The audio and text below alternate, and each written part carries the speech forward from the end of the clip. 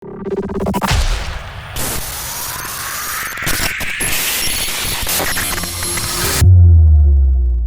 hari ini kita bengkel, saya nak ucapkan terima kasih kepada Motek yang membuat mencurahkan pengalaman khususnya dalam dasar pelancongan negara, Rossi yang tidak hadir hari ini, dan pihak yang salam kepada Tourism Malaysia yang semuanya ada daripada Kuala Lumpur pun turun. Terima kasih Cik Jo ya. Kalau saya kenal Cik Jo ni rasa main jauh aja, tapi rupanya pakar dalam membuat pakej pelancongan ya. Dan juga daripada Puan Zorani, selamat datang ya ke wilayah timur, khususnya untuk Negeri Pahang ni lah, yang duduk di Kuantan. Terima kasih.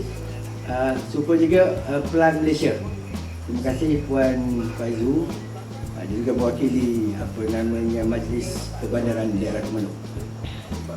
Juga kepada peserta-peserta bengkel, khususnya kepada orang baru di bidang pelancongan ini. Jadi saya mengucapkan selamat datang dan insyaAllah dapat menimba pengalaman-pengalaman baru dalam bidang pelancongan. Perkara yang baru, kita nak letak kita punya QR code ini ke setiap 18 pengusaha-pengusaha yang kita dah pilih ini, supaya bila pelancong datang itu kita merupakan rakan strategik, mana kawan 18 orang. Kita tak payah nak deki, maknanya kita ada 4-5 tempat makan ikan patin, tapi kita harap bila pelancong datang 3 hari, jadi makna habis ke 5-5 tu akan dia datang. Super juga dengan tempat-tempat taman tema dan sebagainya. Jadi kita saling sokong-menyokong dalam idea rakan strategi ini. Produk ini diketahui oleh orang ramai. So through social media, through social media, supaya kita berkali-kali, maknanya kita datang ke Terengganu ni bukan saja baru makan ikan patin, tapi kita ada juga tempat-tempat ini. Dan kita ada kampung stay sebagainya, kita ada homestay, kita ada hotel dan sebagainya. Jadi supaya supaya pelancong tersebut dia akan tinggal di sini satu malam atau dua malam. Dan apabila kita dapat 2 malam, maka dia akan bertambah pendapatan kita. Ya, pendapatan kita ni kepada pemain-pemain asing. Jadi sebab itulah tuan-tuan dan puan-puan sekalian, kerja kerajaan negeri ini untuk mempromosi. Kita dah ada struktur kita mempromosi supaya apa? Supaya orang akan terus datang ke Pahang. Di waktu-waktu biasa tuan-tuan, kehadiran pelancong ke Pahang ni lebih kurang dalam 14 ke 15 juta. Dulu 7-8 juta. Tetapi kemudian apabila kita aggressively, masa saya pegang, saya pastikan bahawa kita nak orang kenal Pahang ni. Pada saya, bengkel seperti ini harus diperbanyakkan lagi. Mana kita kena banyakkan supaya apa? Supaya negeri Pahang ni akan menjadi pilihan kepada orang. Pilihan kepada pelancong-pelancong. Tourism Malaysia ada buat survey. Dia bagi tahu bahawa dia buat survey ke manakah negeri yang tuan-tuan akan datang balik. Jadi sokongan undian adalah Pahang, negeri Pahang, tuan-tuan. Sebab kita semua ni nak tanah tinggi, tuan-tuan. Ya, 18 degrees, 17 degrees dan 17 darjah Celsius, 16 darjah Celsius, 15 darjah Celsius, tengah hari 22, 23. Di mana? Di Pahang je. Kita pergi Bukit Fraser, kita pergi ke Genting Highland, kita pergi Cameron Highland. Pula di Pahang je ada. Kita nak tengok apa? Gunung yang tertinggi di Semenanjung. Gunung Tahan. Di mana? Di Pahang. Kita ada pantai yang terpanjang sekali di Semenanjung, iaitu 240. Sebab itulah kita tahun ini kita akan adakan satu acara kita panggil International Canoe, Ocean Canoe, International Ocean Canoe. 240 km daripada sempadan Ndau hinggalah ke sempadan, iaitu di Terengganu, di Kemaman. So kita nak buat. So kita buat dalam bulan 6, bulan 7 itu. Kita ni pantai yang dianya, laut dia terbuka, terbuka, laut Cina Selatan. Jadi kita banyak produk yang ada. That's why we have to be very active. Dan banyak benda tuan-tuan dan puan-puan saya nak bagi tahu bahawa kita menemui produk-produk baru di tempat-tempat yang menarik baru melalui sosial media. Tourism Malaysia, tourism Pahang, tourism Malaysia, berapa banyak kita boleh promote? Tak boleh banyak promote. Kita balik-balik 7 itulah, 8, 10 yang boleh kita carry apa tanah negara. Tetapi yang lain-lain kita ada tasik biru yang ada yang kita belum lagi produk-produk kita kerana kita nak pastikan infrastrukturnya baik semua kita. Jadi semua ni tuan-tuan dan puan-puan sekalian untuk membuat promosi. Kita dah tak boleh kalau nak beli airtime TV tu mahal. Jadi through social media. Jadi tuan-tuan dan puan-puan sekalian, maknanya kita ucap tahniahlah kepada Datuk Suhariman, kita bagi tepukan. Bukan program localized tu. Jadi sememangnya kita nak melahirkan semangat seperti ini. Sebab tourism ni, pelancongan ini, dia dah tak boleh lagi kita nak rely hanya pada tourism Malaysia ataupun tourism Pahang untuk buat promosi. Dia mesti ada concerted effort daripada pemain-pemain industri di peringkat tempatan ataupun blogger-blogger tempatan ataupun persatuan pelancong di peringkat tempatan yang mempromosikan produk mereka kerana mereka lebih tahu. Macam tadi, dia nyatakan bahawa ada 18 produk baru.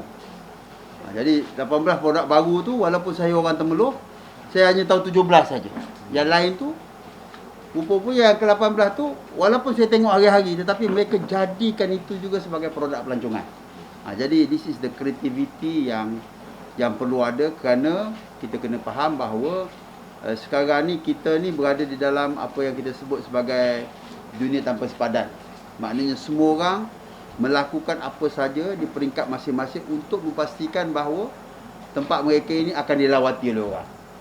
Jadi kita nak ucap tahniah kepada Temeloh Unlimited ini kerana mengambil inisiatif untuk mereka mempromosi dan dalam masa yang sama juga mereka memperkenalkan QR code ni. QR code ni adalah merupakan sebenarnya teknologi biasa saja yang mana bila kita tekan dan kita akan dapat maklumat-maklumat lah daripada semua yang berkaitan dengan Temeloh.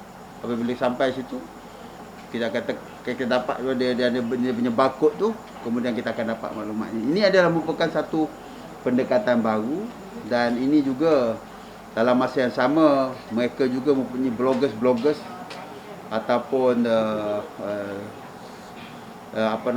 social media aktivis ini yang juga akan mempromosi Temeloh ke dunia luar, insya-Allah. Orang yang datang sini dia lebih informatif lah. Sebab di sana kita akan mensajikan, memaparkan semua maklumat-maklumat yang terkini tentang Temeloh ini. Jadi tempat-tempat yang tertentu, makanan, kemudian minuman sebagai contohnya ya, kita ada aiskrim kita, vanila kita ada kita punya coconut shake kita, Ogo di Coco sebagai contoh, kemudian restoran ikan pating. Jadi orang akan tahu. Walaupun kita boleh tekan, kita boleh pergi ke internet untuk buat, tetapi dia lebih more fun lah bila ianya disajikan ataupun dipaparkan oleh the local people. Ya, maknanya dari oleh Temeloh Unlimited tu dia lebih localized lagi, dia lebih tahu tentang ini.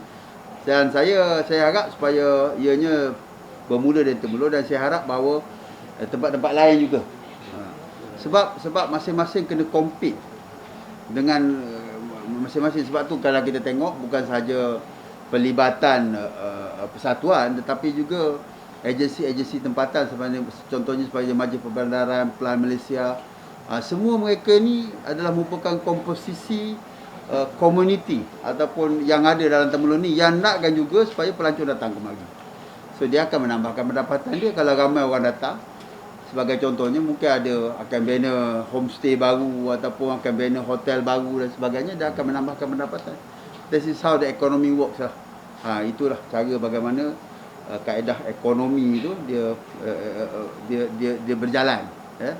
Dari ada dia ada dia punya multiplying effect dia dan juga dia ada apa yang disebut sebagai the catalyst dia, penggerak sini, kemudian dia akan efek yang lain-lain. Itu sebenarnya satu pendekatan yang sangat baiklah dia buat untuk kita localizekan Temeloh ni supaya orang ramai tahu Temeloh, apakah produk yang ada di Temeloh ni. Sejarah homestay ni macam mana? Ya, homestay ni kita buat dilahirkan di Temeloh semasa Menteri Pelancongan yang pertama ni, Arwah Datuk Sabri Rinci. Saya masih ingat lagi, mana di sini jugalah perasmian yang mula-mula sekali dibuat oleh homestay. Konsep homestay ni ya, kita perlu digerakkan melalui JKKK, Jawatan Kuasa Kampung. Sebab apa kita nakkan orang kampung ni bersama-sama. Sebab apa kalau ikut sejarah dulu, apabila Malaysia ni kita berubah daripada negara pertanian kepada industri, banyak penghijrahan berlaku anak-anak muda ke bandar-bandar.